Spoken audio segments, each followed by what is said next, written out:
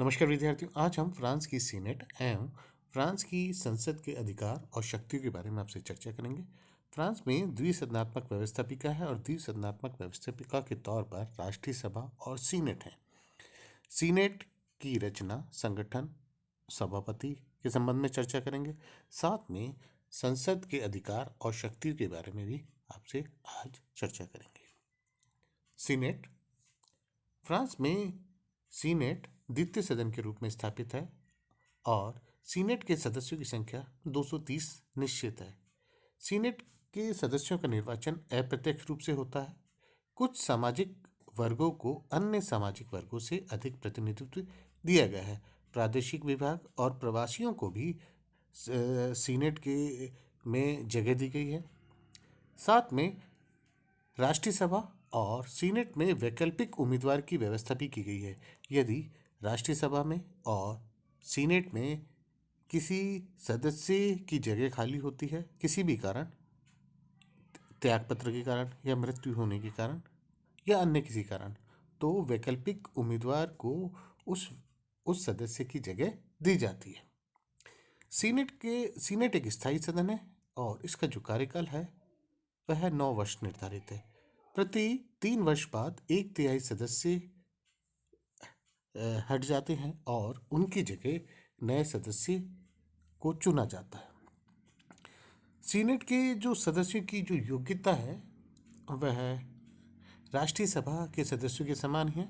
Senate के सदस्यों की के लिए आयु 35 वर्ष निर्धारित है और वेतन, भत्ते, योग्यता आदि के संबंध में संवैधानिक कानून की व्यवस्था की गई है। वह इस संबंध में व्यवस्था निर्धारित करती है।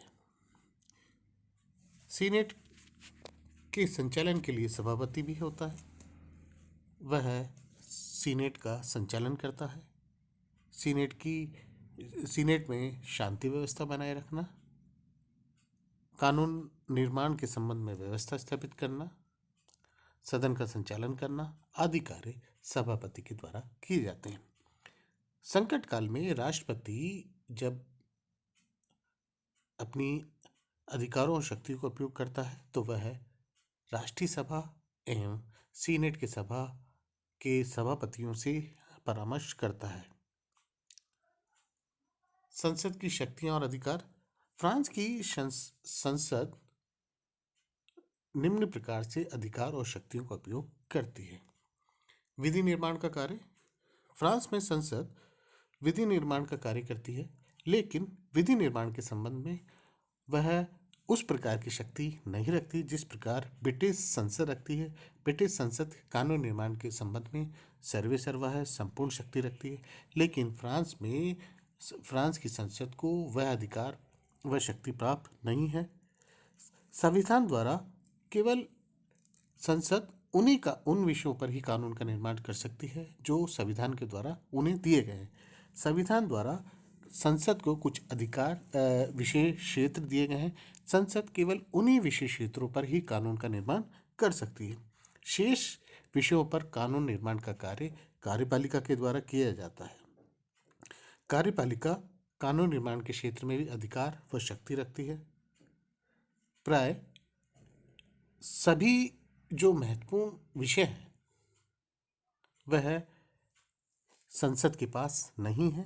कार्यपालिका भी उन विशेष पर कानून का निर्माण करती है। कार्यपालिका कानून का निर्माण के कार्य में वहाँ व्यवस्था की गई है। संविधान द्वारा कार्यपालिका को भी कानून निर्माण के क्षेत्र में शक्ति प्रदान की गई है। संसद के कानून निर्माण के संबंध में और भी प्रतिबंध लगाए गए हैं। संसद संकट काल में यदि हम देखें तो कार्यपालिका उन विषयों पर कानून निर्माण कर सकती है जो संसद के विशेष क्षेत्र हैं। साथ में संसद से यदि आग्रह किया जाए, कार्यपालिका आग्रह करे कि उस विशेष क्षेत्र में कानून का निर्माण कार्यपालिका को करना है, तो वह इस प्रकार के कार्य कर सकती है। संसद के कानून निर्माण की शक्ति पर जनमत का भी प्रतिबंध है। कानून निर्माण के बाद जनमत के लिए जाता है और जनता की राय ली जाती है। यदि हम देखें तो फ्रांस में संसद जो कानून निर्माण के संबंध में अधिकार व शक्ति रखती है, उस पर विभिन्न प्रकार के प्रतिबंध हैं। वह कानून निर्माण के संबंध में सर्वे सर्वा नहीं है, उसकी शक्ति मजबूत नहीं है, वह उतनी अधिक शक्ति नहीं रखती जितनी कि अन्य देशों में व्यवस्थापिका उन शक्तियों का उपयोग करती है जो कानून निर्माण के संबंध में संविधान द्वारा दी जाती है। आज यदि हम देखें तो फ्रांस में जो संसद है वह कानून निर्माण के संबंध में केवल कुछ ही अधिकार क्षेत्रों में कानून निर्माण का कार्य करती है। वह इस क्षेत्र में सर्वे सर्वा नहीं है, वह ब्रिटिश संसद की तरह कानून निर्माण का कार्य नहीं कर सकती। संवैधानिक संशोधन। संसद संविधान संशोधन का कार्य भी करती है। फ्रांस में यदि संविधान में संशोधन करना है तो राष्ट्रपति के द्वारा संसद के में प्रस्ताव लाया जा सकता है और दोनों सदनों में प्रस्ताव पारित होने के बाद वह प्रस्ताव जनमत के लिए जाता है। यह प्रस्ताव प्रधानमंत्री के द्वारा भी और संसद के सदस्यों के द्वारा भी लाया जा सकता है। प्रस्ताव लाने के बाद दोनों सदनों में प्रस्ताव पारित होता है और प्रस्ताव पारित होने के बाद वह जनमत के लिए जाता है और जनमत में भी यदि उसे स्वीकार कर लिया जाता है तो संविधान संशोधन हो जाता है। वित्तीय कार्य। संसद राष्ट्रीय वित्त पर भी पूर्ण नियंत्रण रखती है। वह वार्षिक बजट पारित करती है, आय व्यय का लेखा जोखा संसद में ही पेश किया जाता है और यह जो बजट है वह दोनों सदनों में प्रस्ताव पारित होता है। प्रशासन संबंधी कार्य। संसद प्रशासन पर प्रत्यक्ष और अप्रत्यक्ष रूप से भी नियंत्रण रखती है। पंचम गणतंत्र में यदि हम देखें तो संविधान द्वारा कार्यपालिका पर संविधान का नियंत्रण कम किया गया है। पंचम गणतंत्र में यदि हम देखें तो कार्यपालिका को नियंत्रण से मुक्त रखा गया है और कार्यपालिका की शक्तियों में कुछ वृद्धि की गई है। संसद प्रशासन के संबंध में वाद विवाद करती है, विचार विमर्श करती है और मंत्रिपरिषद भी राष्ट्रीय सभा के प्रति उत्तरदायी रहती है।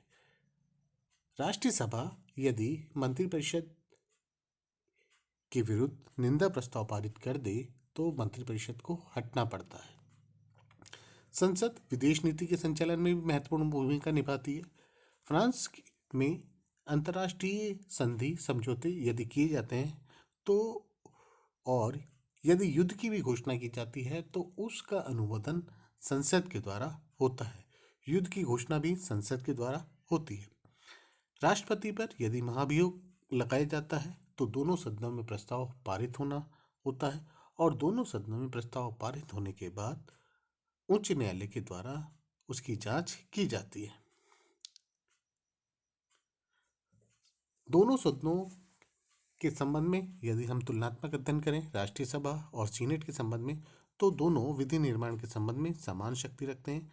फ्रांस के पंचम गणतंत्र में जो संविधान को स्थापित किया गया है उस संविधान के अनुरूप राष्ट्रीय सभा और सीनेट दोनों कानून निर्माण के संबंध में समान शक्ति रखते हैं।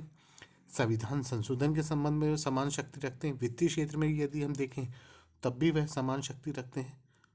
दोनों सदन मिलकर युद्ध की घोषणा करते हैं। दोनों सदनों में वह प्रस्ताव पारित होता है।